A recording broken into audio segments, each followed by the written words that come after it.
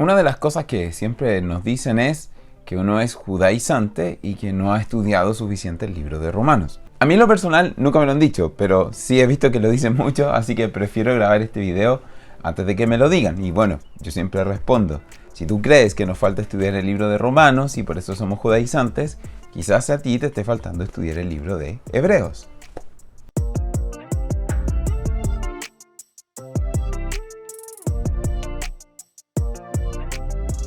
Vamos a leer el saludo y te pido que por favor observe las palabras que te fui destacando. Pablo, siervo de Yeshua el Mesías, llamado a ser apóstol, apartado para el Evangelio de Elohim, que él había prometido antes por sus profetas en las Santas Escrituras, acerca de su Hijo, nuestro Señor Yeshua el Mesías, que era del linaje de David, según la carne, que fue declarado Hijo de Elohim con poder, según el Espíritu de Santidad, por la resurrección de entre los muertos, y por quien recibimos la gracia y el apostolado para la obediencia a la fe en todas las naciones por amor de su nombre, entre las cuales estáis también vosotros, llamados a ser de Yeshua el Mesías, a todos los que estáis en Roma, amados de Elohim, llamados a ser santos, gracia y paz a vosotros, de Elohim nuestro Padre y del Señor Yeshua el Mesías. Podemos ver al término del saludo que ya parte de nuestra hipótesis se comienza a vislumbrar, porque él dice llamados a ser santos. Pero bueno, me gustaría que pudiéramos definir algunos conceptos que me parece que son clave. Primero, nos dice que él es un siervo. Esto nos habla de la importancia de la humildad en el llamado. También se nos dice que él es apóstol. Esto quiere decir que es enviado con un propósito específico. Recordemos que el título de apóstol requiere haber visto al Mesías. No, apóstol no es cualquier enviado, sino que uno de sus requisitos es que ellos vieron a Mesías, vieron a Yeshua cara a cara. Hoy en día está la moda de llamarte apóstol con cualquier criterio, cuando esto bíblicamente no es así. Él dice que debemos ser apartados. Una vez más nos aparece el concepto clave que es la santidad como requisito para compartir las buenas nuevas. Es muy importante que lo definamos correctamente. Santidad ya está definido en el Antiguo Testamento. Es el mismo Creador quien dice, sean santos porque yo soy santo, a lo que también se refiere Pedro. Pero él está hablando de la comida, está hablando de las leyes dietéticas de Levítico 11, lo que podemos y no podemos comer. Eso es lo que Pablo tiene en su mente cuando él habla de santidad. Se nos dice que esto es una promesa, porque nada en el Nuevo Testamento se sale del margen del Antiguo Testamento. Inclusive cuando se habla de los profetas, debemos considerar que para Pablo, la mentalidad que él tenía, es que el mayor ejemplo de profeta es Moisés, el dador de la Torá. Es el profeta y de hecho el Mesías es un profeta como Moisés. Así lo describe la Escritura. Luego se nos habla que Yeshua es del linaje de David, pero también es hijo de Elohim. Con esto se nos habla de una dualidad. Por un lado él es carne, porque es hijo de David, pero por otro lado es espíritu, porque es hijo de Elohim. En él está esta doble naturaleza, que es físico y espiritual. Luego Pablo menciona la gracia, pero debemos recordar que la gracia no es licencia para pecar. La gracia, de hecho, es el requisito o es lo que permite que las naciones puedan alcanzar la santidad, que es nuestra hipótesis de estudio. Y finalmente Pablo, como mencionábamos al principio, culmina con este llamado a ser santos, en medio de la ciudad capital del Imperio Romano. Te invito a que me acompañes a lo largo de este video con tu Biblia en la mano, porque vamos a ver muchos versículos y a veces será fácil perderse. Leamos lo que dicen los versículos 16 y 17. Porque no me avergüenzo del Evangelio, porque es poder de Elohim para salvación a todo aquel que cree, al judío primeramente y también al griego, porque en el Evangelio la justicia de Elohim se revela por fe y para fe, como está escrito, mas el justo por la fe vivirá. Podemos ver al terminar estos versículos que Pablo está haciendo una referencia. Él dice, como está escrito, el justo por la fe vivirá. Entonces la pregunta que nos debemos hacer es, ¿dónde está escrito? ¿Dónde dice que el justo vivirá por fe? Esto está escrito en el libro de Habacuc. Pero para poder entender el contexto completo, me gustaría que pudiéramos leer parte del capítulo 1 y luego unos versículos del capítulo 2, donde está esta cita. tú por supuesto puedes profundizarlo más. Nos dice, Habacuc 1:4 es, por lo cual la ley es debilitada y el juicio no sale según la verdad, por cuanto el impío asedia al justo, por eso sale torcida la justicia. Podemos ver que el contexto en el que Habacuc está hablando es que la ley está siendo debilitada y a él le parece algo malo, porque esto tuerce la justicia y es necesario que exista algo que lo cambie. Y luego en el capítulo 2 nos va a decir lo siguiente. Aunque la visión tardará aún por un tiempo, más se apresura hacia el fin y no mentirá. Aunque tardare, espéralo, porque sin duda vendrá, no tardará. He aquí que aquel cuya alma no es recta se enorgullece, mas el justo por su fe vivirá. ¿Qué podemos ver con esto? Que está pasando lo mismo que en los tiempos de Habacuc. En los tiempos de Habacuc se decía, espere la promesa, porque pareciera que a los malos les va bien, porque la ley está siendo debilitada, pero esperen pacientemente porque el justo vivirá por fe. ¿Qué es lo que pasa hoy en día? Que también la ley ha sido debilitada, se nos ha dicho que no debemos guardar la ley, ¿y qué es lo que nos está recordando Pablo? Lo mismo, el justo vive con fe, espera porque Mashiach está pronto a volver. Para eso nuestra fe debe fortalecerse. ¿En qué? En la Escritura, no hay otro lugar. Leamos lo que nos dice los versículos del 18 al 20.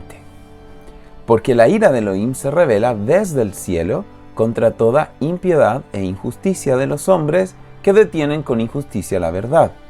Porque lo que de Elohim se conoce les es manifiesto, pues Elohim se lo manifestó. Porque las cosas invisibles de él, su eterno poder y deidad, se hacen claramente visibles desde la creación del mundo, siendo entendidas por medio de las cosas hechas, de modo que no tienen excusa. Pablo nos enseña esto. Es cierto que hay gente que actúa mal y verlos nos debilita la fe, pero Pablo nos anima a que sigamos adelante y no flaqueemos porque hay gente que actúa de manera incorrecta. Él nos dice que la esencia del Creador se va a manifestar en el plano natural. De la misma manera en que yo entiendo algo, de la misma manera en que la forma en que algo fue diseñado me habla del diseñador, es que yo puedo entender cómo la creación habla de nuestro Creador. Y una de las características que podemos ver de él es su atributo de justicia, que nunca falla. Podemos darnos cuenta que Pablo está dando un mensaje de ánimo para que no decaiga nuestra fe, aun cuando veamos que las cosas estén yendo mal. Recuerda nuestra hipótesis de estudio. Pablo le está dando un mensaje a la casa de Israel que vive en medio de un pueblo totalmente pagano y nos dice, no dejes tu santidad. Su primera idea es, no importa cómo actúen los demás, no pierdas tu amor por la santidad, puesto que el justo por la fe vivirá. Sigamos leyendo las ideas que Pablo va a ir añadiendo ahora a continuación en esta carta. Nos dice los versículos 21 en adelante. Pues habiendo conocido a Elohim, no le glorificaron como Elohim, ni le dieron gracias, sino que se envanecieron en sus razonamientos, y su necio corazón fue entenebrecido. Profesando ser sabios, se hicieron necios, y cambiaron la gloria del Elohim incorruptible en semejanza de imagen de hombre corruptible, de aves, de cuadrúpedos y de reptiles. Pablo nos va a decir lo siguiente, cuidado con otro grupo de personas. Existe un grupo de personas que van a negar al Padre, van a negar al Creador. ¿Por qué? Porque se van a envanecer en su necio razonamiento, en su falsa intelectualidad. Van a creer que el conocimiento intelectual que están adquiriendo les sirve para algo, cuando en realidad no les sirve para nada. ¿Y a qué conduce todo esto? A la idolatría, solo a la idolatría. ¿Por qué les digo esto? Porque muchas personas, inclusive las raíces hebreas, empiezan por el conocimiento. Les encanta el conocimiento de la Torá, pero quieren más y más y más y termina creándose un ídolo al ego y al conocimiento humano que podemos adquirir. Nosotros no debemos permitir esto. Siempre debemos darle la gloria a quien se la merece, que es a Adonai. Y esto es el primer paso para un largo camino en decadencia.